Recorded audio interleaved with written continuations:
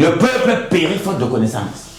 Vous allez voir que pour elle, lorsqu'on parle donc des armes spirituelles aux personnes, mais lorsqu'on parle des armes spirituelles, je vous avais toujours dit, aucun sorcier, aucun totem, aucun mauvais esprit, aucune pratique ne peut résister aux armes spirituelles offensives et défensives de la justice de Dieu. Je reprends. Aucune pratique, aucun sorcier, aucun totem, aucun mauvais esprit ne peut résister aux armes offensives et défensives de la justice de Dieu. Et à ceux qui utilisent les armes offensives et défensives de la justice de Dieu que nous connaissons, je te dis, persévère. Comme tu as vu les témoignages des armes spirituelles, persévère. Tu as le droit d'être heureux. Tu as le droit d'être à l'aise. Tu as le droit d'écraser tes ennemis. Cette jeune Mireille est partie ici. Pour elle, c'était une blague au début. Mais les esprits qu'elle a invoqués commencent déjà à la suivre. De là, commencer comme un jeu. Donc, même nos armes, la parole de Dieu est claire. Les armes avec lesquelles nous combattons ne sont pas charnelles, mais elles sont puissantes par la vertu de Dieu pour renverser des forteresses.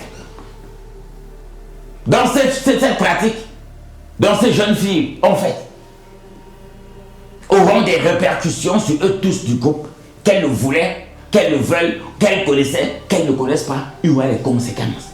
Comme j'ai par exemple, que tu le sais ou pas, tu arrêtes une mamie qui brûle, ça te brûle.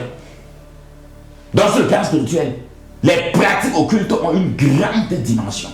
Il faut s'engager dans ce secteur n'importe comment. Il faut s'engager dans ce secteur n'importe comment. Donc voilà le premier message que je voulais donner à tout le monde. Peut-être que tu es parti quelque part, et c'est même là où l'ennemi, passant par le biais de tous mes amis qui ne veulent pas citer leur nom, pour ne pas faire des publicités gratuites, dans une chaîne où je dépense beaucoup d'argent. Je ne citerai plus jamais leur nom. Mais j'ai des amis qui entraînent les autres à la dérive. Vous devez les appeler amis, parce qu'on dit qu'il faut même tes ennemis. Ils entraînent les gens à la dérive. Tu as telle situation, prends ceci, va chez toi, va faire ceci, fais ceci avec tes enfants, fais ceci avec ton père, fais ceci avec ta mère, fais ceci en famille, fais ceci dans ta maison, enterre ci, brûle ça, brûle ci, fais ceci, c'est dangereux.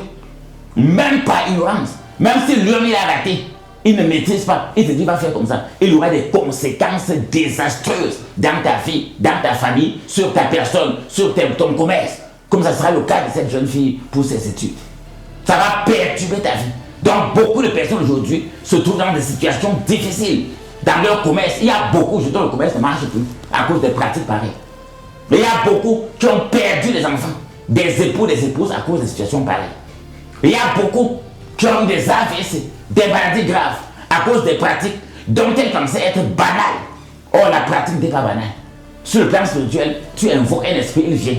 Et lorsque l'esprit arrive, tu vas lui dire qu'il joue avec toi et il te frappe. Quand tu convoques un génie, lorsque le génie arrive sur l'homme, tu m'appelais pourquoi? Tu dis que non, je jouais, je ne savais pas, il te détruit. Or, te détruit. On va voir ça sur ta vie personnelle, sur ta vie familiale, sur ta vie financière, sur ta vie sentimentale, sur ta vie professionnelle. On va sentir que tu as convoqué un esprit que tu ne maîtrisais pas.